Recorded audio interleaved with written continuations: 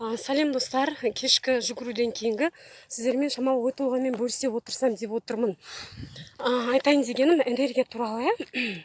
Неге бұрынғы совет заманында біздің ата-аналарымыз кезде адамдар бір қалыпты өмір сүрді, қазір адамдар әртүрлі өмір сүреді.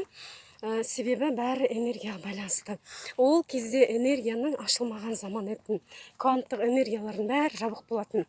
Өзі адамдар, мысалы, бір қалада болсын, тіпті бір тұтас мемлекетте адамдардың бәрі бірдей ойлайтын, бірдей өмір сүретін. Себебі энергия жабық. Энергия жабық болғанда өздерінің энергиясы болады, бір қалыпты, үйреншікті болды. Одан артық асуға болмайды.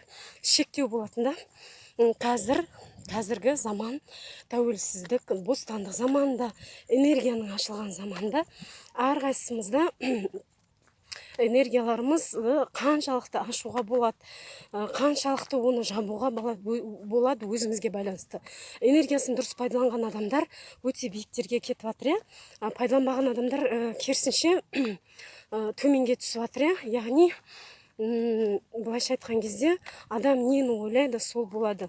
Енді сіздерге бүгін эксперимент, ойыңызды бақылап көріңіз. 2 секунд хотя бы жақсы ой ойлау. 1 минуттың ішінде егер 2 секунд жақсы ой ойлап, ары қарай оны одан да артық жақсы ойлар ойлай алсаңыз, онда сіз энергияңызды бақылай аласыз өзіңіздің. Яғни шамалы аздан бастап жақсы ойларды қалыптастыру ойымызда. Жасай аламыз ба? Жасаймыз десек, төменге плюсты қойып кетеміз.